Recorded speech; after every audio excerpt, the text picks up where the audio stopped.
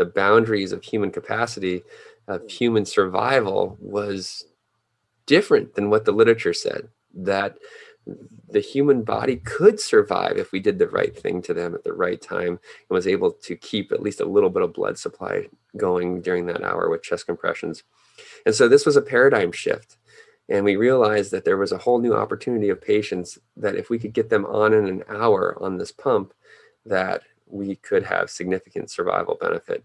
And actually just this last week, we've now had 2 people that are going to walk out of the hospital who otherwise would have been pronounced dead.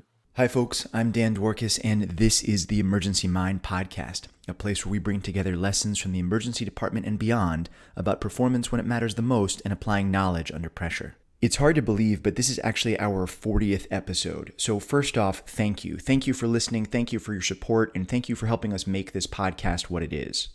So in this episode, co-host Dr. Andrea Austin interviews Dr. Zack Shinar. Now, Andrea will introduce Zack a lot more in just a second, but basically Zack is an ER doctor who's an expert in advanced resuscitation techniques, including things like ECMO and REBOA. If you've never heard of those things, don't worry. At a really basic level, ECMO is the idea of creating a human-machine interface that allows you to bypass either the lungs or the heart and lungs of a patient, depending on how you set it up. And a lot of what Zack talks about is building teams that are able to put somebody onto an ECMO circuit in the middle of a cardiac arrest, something that's called ECPR. There's great stuff in this episode, things about team-based resuscitation, cultural change within an organization, and doing the internal and external work it really takes to perform during a high-paced resuscitation. So as one important disclaimer, at the beginning of this episode, Zack talks a lot about his experiences in training, and I definitely want to point out that best practices in terms of supervision and training have evolved markedly, and so his stories do not at all represent the current state of affairs in emergency medicine residency training. Before we jump into the episode, a quick reminder that our book, The Emergency Mind, Wiring Your Brain for Performance Under Pressure, will be coming out on May 11th on Amazon. It's been called Advanced Decision Life Support in early reviews, and it's really a book I wish I had when I was starting emergency medicine training. Like the podcast, it has a deep dive into mental models around performance under pressure, both in and out of the emergency department, and honestly, I am just beyond thrilled to get to share it with you. So look out for it on Amazon on May 11th. In the meantime, if you want to learn more or see a sample chapter, you can go to emergencymind.com/book.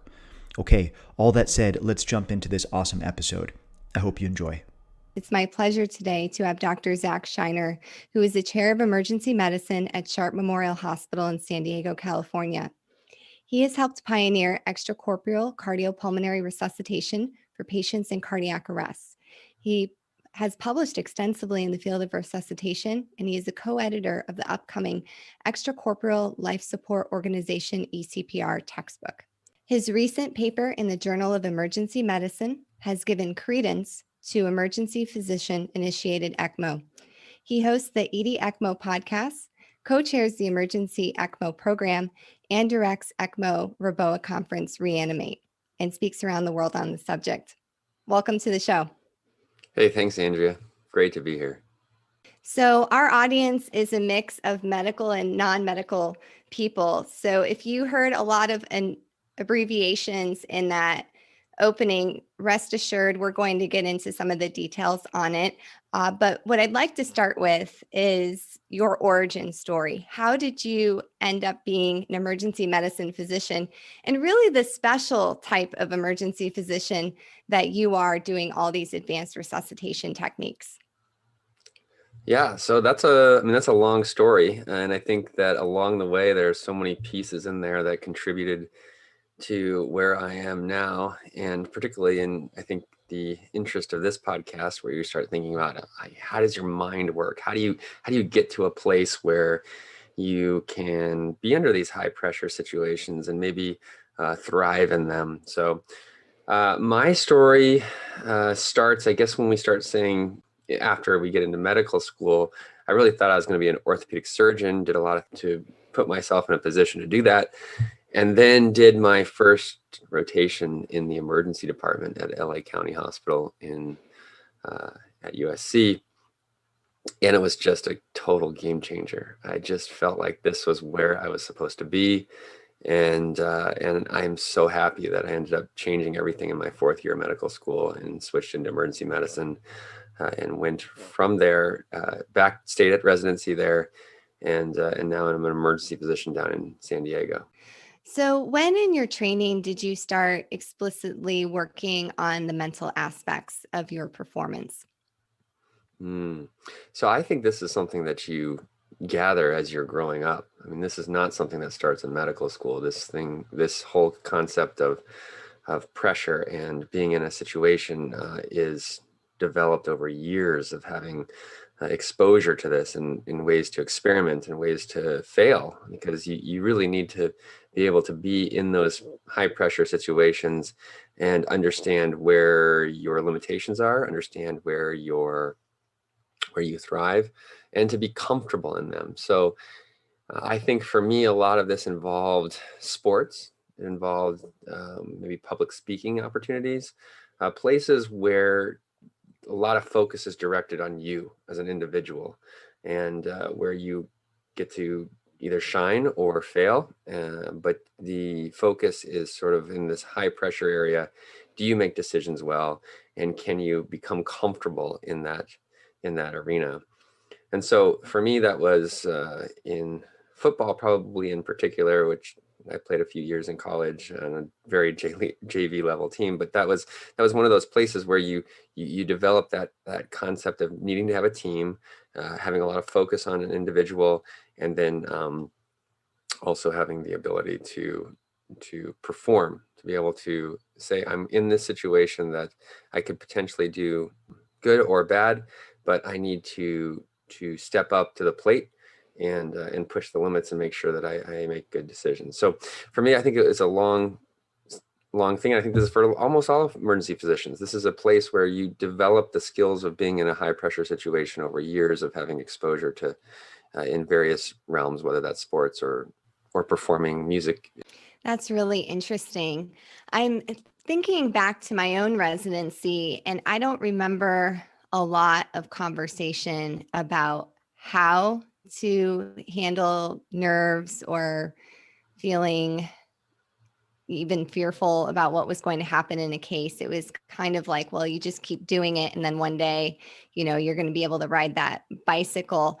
So I'm wondering now, thinking back on your training, do you feel it was the same, or do you feel like there was some very deliberate things that you were taught?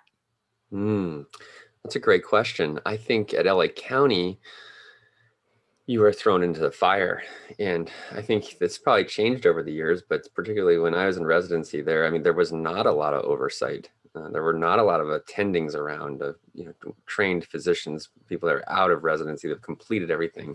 And so you were on your own, and you really did need to step up to the plate and perform. And it also encouraged you to know your stuff. You had to go home and read and learn and make sure that you were prepared for the next shift that you had, and in a graded fashion as you move through residency, where you had increasing levels of responsibility, that you were ready for the next day that came. And so do you think that the type of training that I had at LA County, it gave you the opportunities to be in those pressure situations extensively? Now, is that the right way to train people? You could argue both ways. You could argue that there's a downside to that.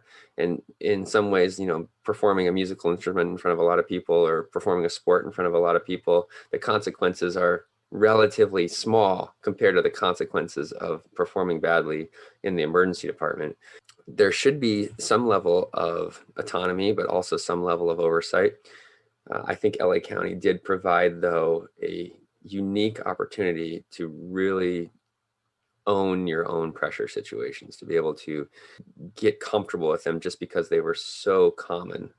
So I think this concept of having to stay poised under pressure is interesting. And I can think back to a time when, as a faculty member, I was supervising a second year that was going to do an intubation. And very commonly at a teaching program, several people had came over to watch so they could learn from this situation. And the resident that was about to do the intubation looked at me and said, "I'm really nervous. I wish everybody wasn't here watching me." And I told him he could do it and he needed to do it. in front of his peers. So afterwards, when I reflected on it, I wondered if I was a good faculty member, but I think it was important for him to be able to do that. What advice do you have for people as they feel nervous about doing the procedure and they also feel nervous having a room full of people looking at them and, quite frankly, sometimes making judgments about them as they're trying to do this difficult procedure? I guess the aspect of this that we're going to try and focus on here is, how do you get to that place? So that resident was not comfortable with it. And I mean, all of us have had that feeling, right? We don't want to be in the spotlight. This is high pressure. We want to be alone. We want to be able to do this by ourselves. But there's also, I think, an aspect where you sort of become singularly focused. So I just realized this, I mean, last night as I was thinking about today that we were going to talk, I was on shift and we had a cardiac arrest, and you become so singularly focused, you don't even really realize how many people are looking at you or how many people are watching. And so maybe in some ways, the development of a true leader under pressure is that you can isolate yourself from the surrounding situation, that you can be singularly focused. And this is part of how we've organized our teams for our advanced resuscitation, is that you have to be organized, or you have to be isolated to one task at a time so that you can do it very well. And so we've compartmentalized how we run our resuscitations, because we understand that you only have so much bandwidth, and if you can focus it in certain areas, then you can do a better job. So maybe getting back to your initial question, which is, how do you get to that point? I do feel it involves years of training before you get to the main stage. So years of being exposed to this and having opportunities to go through it before that final, that real, like in the emergency department, running the resuscitation occurs. So let's go ahead and pivot to what you had just introduced, is this team-based resuscitation that you've really pioneered at Sharp Memorial. And I think we do have to lay the stage for our listeners, because this idea of EDECMO and ECPR is probably going to be foreign to a lot of our listeners. So if you could just break it down in a digestible bit, for knowing some of our listeners are EMTs, some are interested in going to medical school and probably understand what CPR is, but not really the next step of what your team's doing. Sure. So cardiac arrest has a very poor survivorship, despite what TV shows show you, where everybody comes back.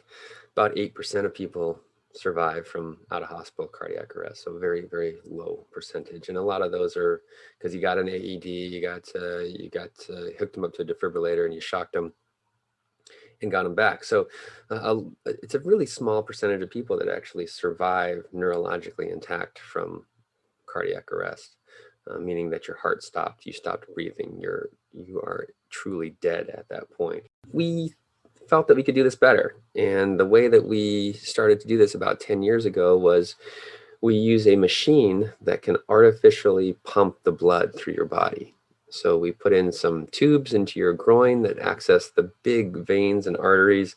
We pull blood out, we put some oxygen in there, we take off some carbon dioxide, and then the machine allows pressure to build up in the arterial side so that you can get blood to your heart, into your lungs, into your brain. And so this gives us an opportunity to have time to bring people back when they would have otherwise died. And in our situation, in a patient population that probably has more like a less than a 1% chance of survival, we're getting about 30% of those people back. And so this has been a big game changer to have a modality or a therapy that can provide such large increase in survival for these cardiac arrest patients who otherwise would have been pronounced dead.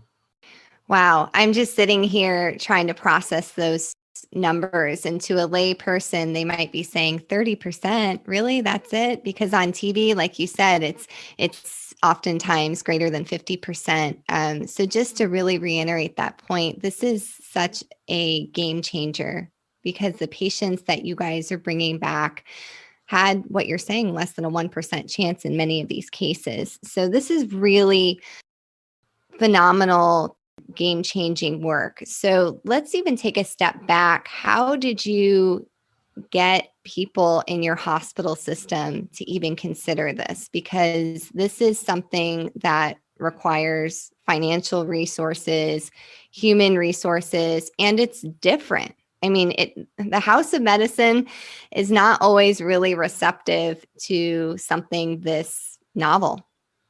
Yeah, and I would say we've now trained, I mean, in our conferences, we've trained people in, I think, like 30 different countries, and we've trained entire hospitals. And so I've been involved with so many different hospital discussions. Exactly what you're describing right now is, how do you get buy-in from everyone? And I would love to say that this was, that we took all the, right down the line of steps that went through the committees and but that was not our story. That was not our story at all. And in a lot of ways, this goes back to the LA County medicine, where you understood that this was an opportunity for great improvement. These are patients that would have been pronounced dead had we not started this therapy. And so 10 years ago, we did have discussions with our CT surgeons, and thankfully they were very receptive to this. Now, this is not what happens in a lot of places. There's a lot of resistance, but our CT surgeons I give them great credit for the success of our program, because they were so accepting of us trying to improve the survival of patients that would have otherwise been pronounced dead. And so we had a few big saves at the beginning of this, which jumps forward through a bunch of hoops that other hospitals have to go through, committees to get this accepted, purchasing things of machines. We had this already upstairs, and actually a lot of hospitals have the device and the mechanism to make this happen in their hospital. But getting all the committees to agree on this is sometimes a bureaucratic mess. So for us, it was really simple. We put together a plan. I talked to some CT surgeon, I talked to our group, and then we started doing it. And our first patient was an unbelievable success, a patient that had near 59 minutes of chest compressions. Usually in patients that we resuscitate in the ER, we'll do about 20 minutes of chest compressions before everyone starts saying, okay, chance of survival is just about zero, so we need to move on, pronounce the patient dead, and keep going. But in this patient, we didn't. We persisted, and we ended up getting them on this machine. And a couple hours later, he woke up in the ICU, was writing his name and asking if he could get this tube out of his mouth. And so this was a big save for us. And we realized that the boundaries of human capacity, of human survival, was different than what the literature said, that the human body could survive if we did the right thing to them at the right time, and was able to keep at least a little bit of blood supply going during that hour with chest compressions. And so this was a paradigm shift. And we realized that there was a whole new opportunity of patients that if we could get them on in an hour on this pump, that we could have significant survival benefit. And actually, just this last week, we've now had 2 people that are going to walk out of the hospital who otherwise would have been pronounced dead. These are big wins, big saves. And once you get one of those, the hospital, the nursing staff, the administration, everybody realizes the significance of what happened. And you can kind of move forward with your program and establish it as a main part of your resuscitation strategies. So I'm curious, when you went to the CT surgeons, had you already formed a relationship with the surgeons? Were you already on good terms? Have you done anything outside the hospital socially before you brought up this novel concept? Such a good and important point, Andrea. Relationships are everything, And yes, we had great relationship with them, and they respected what we were doing in the ER. They respected our ability to resuscitate and place catheters and do procedural aspects. And so that was a significant aspect of it. And I think they also recognized that this was an opportunity for improvement of patients that otherwise would be dead. And so I give them great kudos for helping to initiate our program and being willing to just do something that other hospitals hadn't really been doing. Like, this wasn't a thing. Emergency physicians weren't out there in other places doing this. And so to not only accept the concept of us doing it at the hospital, but for us to be the cutting edge of this, I'm very thankful for them.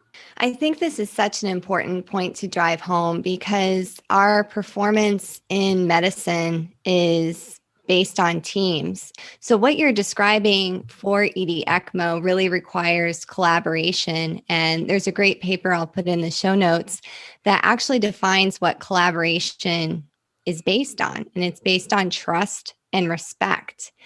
And I hear a lot of emergency physicians say, I have terrible relationships with my trauma surgeons or, fill in the specialty. And what I learned at LA County is one of the reasons I got along so well with the surgeons is I did stuff with them outside of work. I guess it was work, but I taught ATLS or we taught stuff together at NTTC. And yes, sometimes we did go out for meals together. And what I learned through that is they began to see me as more of a whole person. And it's harder to be mean to somebody or have a bad working relationship once you start to see them in these other aspects. So totally agree. And doing things outside of the hospital is paramount. This is different in an academic center where you have a gazillion people all around, and it's a little difficult with people coming in and out. But in a community hospital like mine, where we have no residents, and we're going to be working with the same people for 20 plus years, you can develop very good relationships with these people. And I would encourage anybody out there in situations like this to do exactly what you did, Andrea, is to forge relationships that go beyond the scope of the work environment. Well, I want to take the focus really to kind of some of the nitty gritty detail of how you've actually organized the teams to accomplish EDECMO. And we haven't even began to talk about REBOA, but I feel like there's some overlap in how your teams are organized at Sharp. And just to kind of set this up for the audience, it's my opinion that teams in medicine tend to be well organized around trauma, that it tends to be expected that roles are very clearly delineated with who's the trauma team leader, which nurse is putting in IVs, who's managing the airway. And they try to translate that into ACLS, into medical codes. But I have always found that medical codes tend to be less organized than traumas. And it really stresses me out, quite honestly. I try to get my medical resuscitations to run with the same discipline as a trauma. And while I've never got to see you run a recitation at Sharp, maybe someday I will, I'd really like to see if you can try to close that gap and explain how you created the team organization. Great question also, Andrea. I think when the specific comparison that you made, I think you really have to look at why that happens. And you could say that one of the reasons that a trauma resuscitation is different than a medical resuscitation is that it happens in a different room. That the room for the trauma resuscitation is always the exact same place. And so everyone knows where to go in that room, and they know where to stand, and the ergonomics of the resuscitation is the same. And so we think that that's a big deal. And we've translated that into our cardiac arrest as well, to make sure that everybody stands in the exact same place and that they know their roles. First of all, you have to understand the overall concept, and you have to understand how the organization, whether good or bad, is done at our hospital. So that is job number one. Job number two is then to be willing to tell the people, if you are the leader of the group, that they need to go to those situations, that they need to set up the room in that way. And so last night, great example, we had a cardiac arrest, and the initial way that the room was going to be set up was not right. It wasn't how we standardized it. And so I had to push a little people around, take a little differences, and actually pull out some personnel who were not experienced enough to do that task, push in a few people that I had confidence in, and then also explain the roles again before we started so that everybody knew what was expected of them. Like last night was maybe one of the perfect examples of where, even though we've reiterated this, we go through it, you have to be in the moment as well if you have the opportunity. Sometimes you don't have the opportunity and patient arrests unexpectedly in your department. But being able to get quickly back to that situation where you have an organization of the room, you have organization of personnel, people know their roles, that you can run a resuscitation much more smoothly in that way. I was just on a conference this weekend that was talking about how the military is looking at standardizing, they call them KSAs, knowledge, skills, and attitude. The idea is setting up minimum numbers of procedures that people have to essentially be qualified to do them.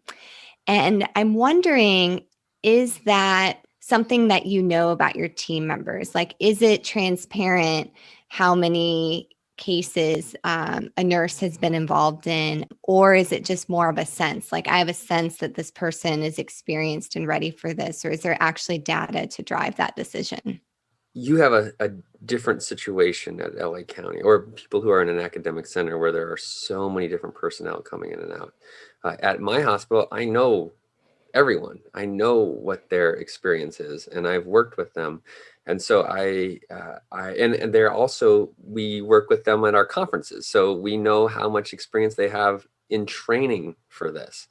And so the natural slide is to have an inexperienced person be in the room for a cardiac arrest. You want to see or do your first chest compressions on patients. Yeah, that's not the right thing. I'm sorry. You have to get good at this. You have to develop that skill. For us, changing to a mechanical chest compression device is a very onerous task, and it takes someone who is strong and a strong personality and willing to really make it happen. Understanding the level of competency of the personnel in your room is critical to running an organized resuscitation. In the trauma room, you wouldn't just let some random person come in or some inexperienced person all of a sudden roll or play a key role in the resuscitation. And so we also don't allow that to happen in our cardiac arrests. I think this is such an important concept, and I think it's really going to grow in the next, decade, that we have to do a better job of actually ensuring competency. And in your situation at a community hospital with a small team, that's easier. But in these, academic hospitals, like I've worked in most of my career, it's very common that I'm walking into a room that sometimes I don't know anybody's name, let alone what their skill set is. And that's a huge hurdle to be able, a lot of times, unfortunately, you're learning after the fact, like, oh, now I see you're not doing adequate chest compression. So now I'm trying to fix that, which we know that every second that goes by that somebody's not getting adequate chest compressions, that's affecting their survivability and their neuro intact survivability. We have to have trained personnel. Now, one of the aspects you did touch on was, do you have a minimum level of competency? Do you have a certain level of being exposed to this situation or doing this procedure? And that's a tough one, because, and it's one that we're actually dealing with extensively in the ECPR, in the machine that we're talking about for survival of cardiac arrest, in that realm, in that community right now, because there's a hospital in Minneapolis which is having unbelievably good survival rates. And one of the things that they do is that they have a very few number of highly trained people doing the procedure. That's great if you have a couple of people who are willing to give their entire life to do that. But is that translatable to the rest of the world? And we are probably on the opposite end of that. We have all of our emergency physicians trained to do this procedure, and yet they probably are only going to get a couple of them. Myself being more common just because I'm in the department, and if there's a cardiac arrest going on, I'm probably going to be involved. But we have to somehow be able to have enough competency of the people there to do it, but also have the ability to have 24-hour coverage. So it's a give and take in that situation. I think that's a great point, and I think that's something that we're going to be struggling with over, again, the next decade. Is it's great to have multiple people involved and trained to do this, but what is that happy point? In the surgical literature, if you need a hernia repair, you're best off going to the person that does, just hernia repairs. It's the rare surgeon that just wants to do hernia repairs. They like to do some other procedures. But quite frankly, if I needed that, I probably would go to the person that only does that. So that's an interesting point of tension. And on that note, knowing that the docs in your group only get to do this procedure a couple times a year, what's the training like in between? Like, how do you keep them fresh that when you're not in the hospital, you can go to bed sleeping well, that you feel that the product that your team members is providing is good?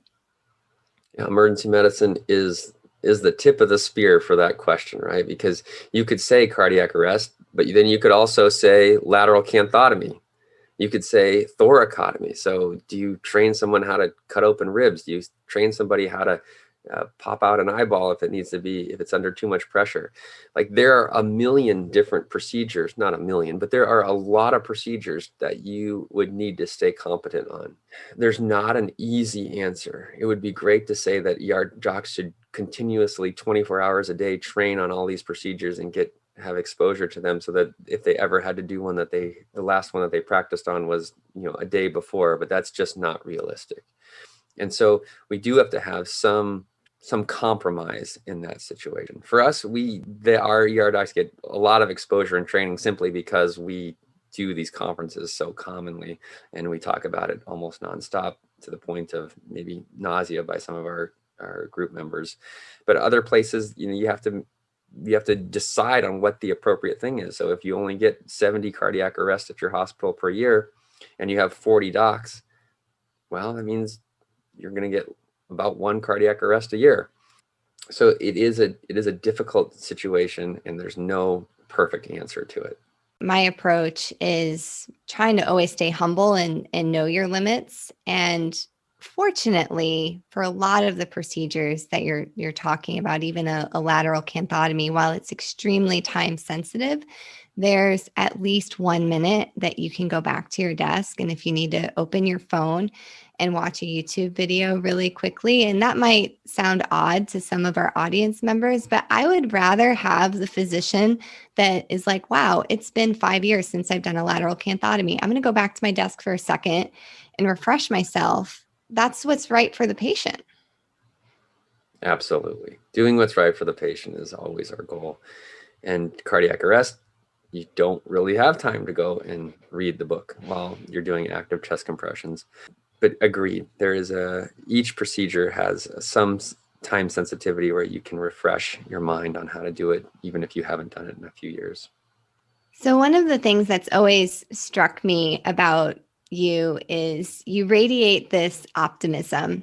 It's something that, again, I've never got to work a shift with you, but just being around you at conferences and educational things, that you have this brightness about your personality. That's probably one of your superpowers. And this has been a really challenging year with COVID, and burnout is at all-time high. And I'm wondering if you can try to describe that. How do you have that? How do you maintain that optimism, and what's going on behind the scenes sometimes? Is that just your base personality trait, or is it something that you actually have to work at? Oh, thank you, Andrea. That's a huge compliment. Well, I have to say, I think that a lot of this is that I really love my job. Like, I love what we do. I think what our opportunity, there are not very many jobs in the world where you can be better by simply reading, by simply getting exposed to more things. Like, this has a significant impact on your practice. And I'm not just talking about the crazy cardiac arrest. I'm talking about with everyone. Like, do you culturally understand the people that come into your hospital? Do you know what they are going through? Do you understand how, when they describe some situation, that you didn't grow up like that, that you can get into their head and try and figure out what's going on and help them in the best way possible. So I think our job offers so many different aspects of life that it's easy, I think, to maintain interest, maintain passion for that. Now, some people find that as draining. Some people find that they get into this realm and they just can't deal with the personalities, the manipulation. There's all kinds of different things that we deal with in the ER that can bog you down. But I think if you have a mindset that what we have as a job is unique and really awesome in so many ways, that I think maintaining that passion is not terribly difficult. Now, for COVID, and this maybe goes back to the idea of just team leadership in general, it was a very stressful time. And I took over as chief a few months before COVID. So it was a big deal for our whole department. And I think there's a lot of things that go into maintaining a healthy relationship, a healthy culture in your department. And one of them is making sure that you lead from the front, is that when you have these opportunities to be the person that goes in for the first COVID patient, or that starts working these shifts that are potentially risky. Maybe at this point, we now, in hindsight, know that we are quite protected with some of the things that we use. But at the beginning, to lead from the front, I think that is a way that you can develop a culture and a respect as the leader of the group. That's wonderful. So I want to pivot to talking a little bit more about leadership. And could you describe to the audience what your leadership style is and how you developed it and what you're doing to continue to work on it? Yeah, I think it has been a work in progress, and in no way am I an expert at this, continuing to learn every day. And there's a lot of people in our department that I've looked up to in just figuring out how to do this. I think one of the things that is important, and you find this in a lot of people say it, but I'm not sure how many people actually understand the importance of it. And that is just being a reader, a voracious reader, for me has helped in a lot of ways to look at other people and how they do things, and maybe how they're even portrayed. So the autobiographies or biographies of Elon Musk, Bill Gates, Bezos, Jobs, I mean, all these people, like you see what happens, and you see how they struggle through situations, and you see how they get portrayed, maybe biased against them. I think reading is one of the things that so useful, and also not even from just a biography standpoint, but find of a life enriching aspect. A lot of these books like Peak or some of the Malcolm Gladwell books, psychological books, where you can figure out like what makes you you, and what makes you perform poorly during a shift. Like, for example, one of the things that was an aha moment for me is realizing my calorie intake during a shift, that maybe my decision making is based on not having enough food or having too much caffeine or things like that.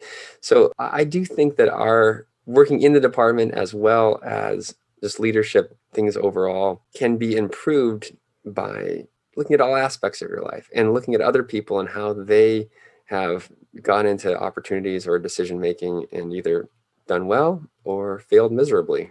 I think that's such a great point, and it hits on something that Dan and I have been talking about a lot this past year, is reflecting on your own performance. And if you're always trying to do better, where's that edge? And you brought up nutrition. And actually, I did an episode with Dr. Lisa Deutsch, who's an emergency physician and physician for the Orion astronaut crew. We talked about nutrition because I honestly think that's a huge part in how we think and how we perform on shifts. You know, the whole thing about being hangry, I think there's probably actually some science behind that. So I think that's really interesting. Do you have a way that you're tracking what you're working on? Do you journal, or are you using, I don't know, fitness devices to monitor what your heart rate's doing, or anything objective, or I guess even subjective journaling? You brought up a couple of different things here that I think are cool specs.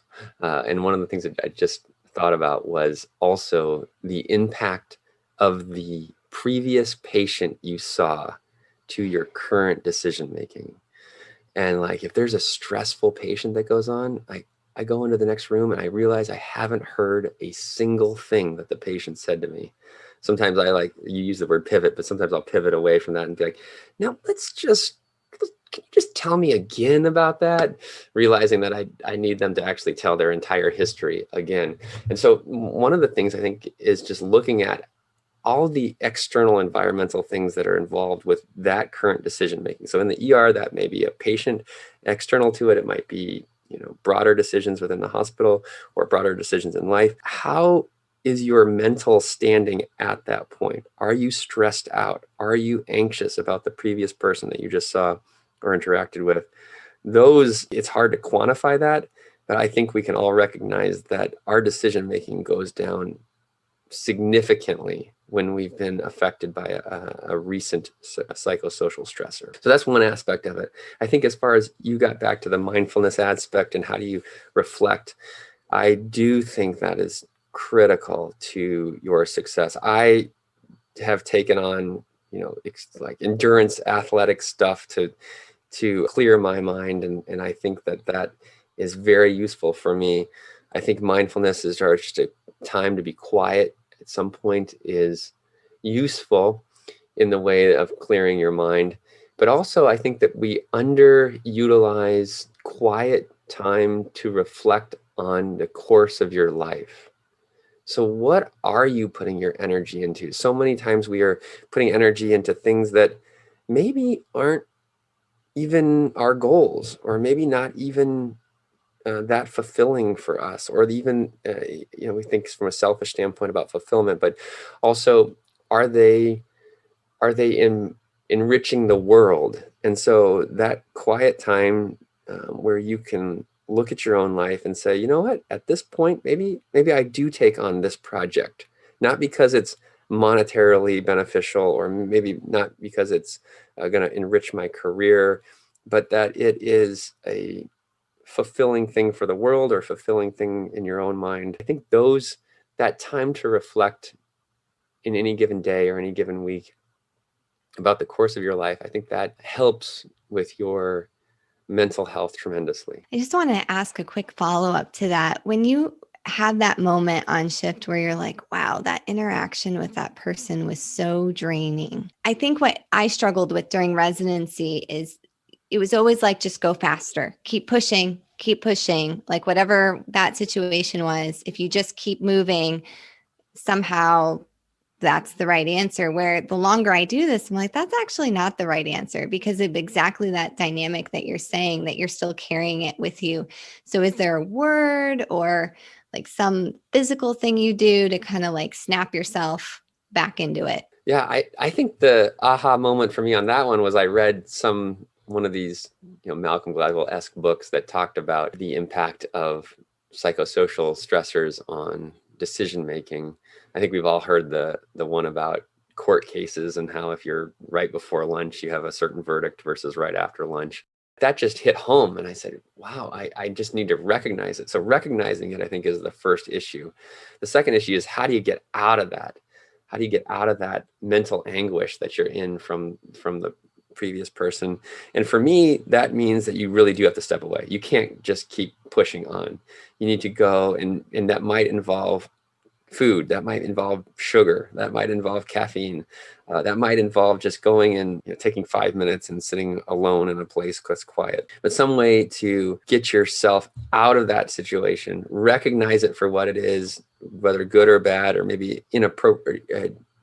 Maybe sometimes I think we play up in our mind how big the situation was. We over dramatize what happened, and maybe just come to more of a reality. Okay, things are going to be okay. I'm all right. That was not reflective of me. That was reflective of that person. Or maybe it was reflective of me and I need to get to a better spot, and then go back into the next interaction. So I think getting a little bit of separation is key, because you don't want to go into that next patient and make the mistake that you would never have made simply because you were not listening, or you were too stressed out from the previous interaction. That's such great advice. We like to end every show with a challenge to our listeners. And this challenge could be something mental, something physical. I mean, I know looking at what you do with the ultra marathon training and all of this, that could run the gamut. But what would you offer to our listeners to work on to improve their performance? Well, you mentioned the ultramarathon thing. I think there is one aspect that I think we underestimate the ability for the human body to take on challenges.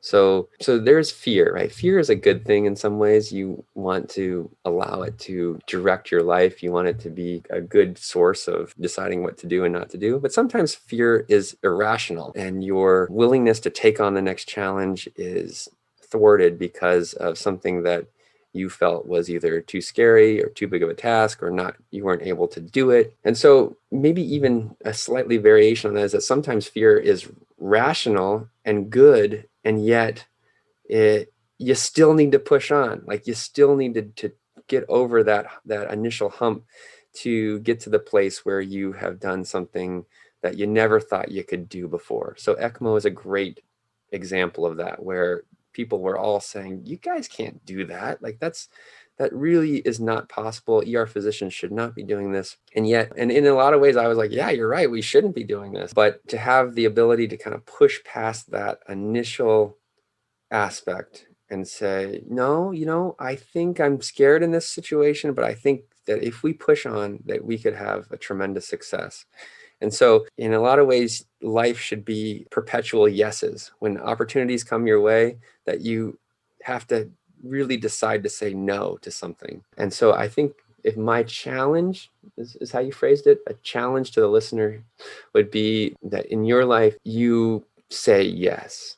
When the opportunity arises, that you understand, you take all the situation, you take the data that you have, the appropriate fear that you have concerning it, and then if it makes sense and you think that this is a possibility, that you say yes. Thank you, Zach. This has been such a great episode with so many pearls. And I just want to thank you for coming on the show today. Absolutely. My pleasure. Hi, folks. I just want to add a couple additional notes to this podcast episode.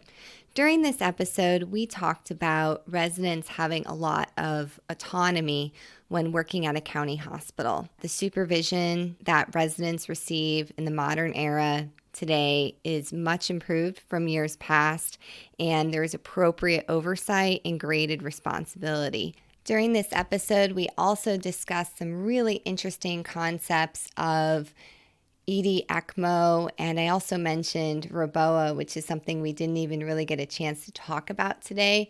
But if you want to learn more about these advanced resuscitation techniques, please check out Dr. Shinar's website, edecmo.org, and also his podcast, EDECMO, and check out his course on learning these advanced techniques called Reanimate. Okay, folks, that brings us to the end of this conversation. I hope you enjoyed it. I hope you found something useful that you can use next time you find yourself in an emergency or a crisis. Again, if you want to dig deeper into a lot of the concepts that we covered here, sign up for the Emergency Mind newsletter, Knowledge Under Pressure. It is free and it is awesome. You can join by going to www.emergencymind.com/signup. Also, as a reminder, our mission here at the Emergency Mind is to dig into lessons around applying knowledge under pressure, not to provide medical advice. Our opinions, as expressed on this podcast or elsewhere, are our own and not necessarily those of our employers or the hospitals at which we work. So keep up the good work, keep training, and good luck out there.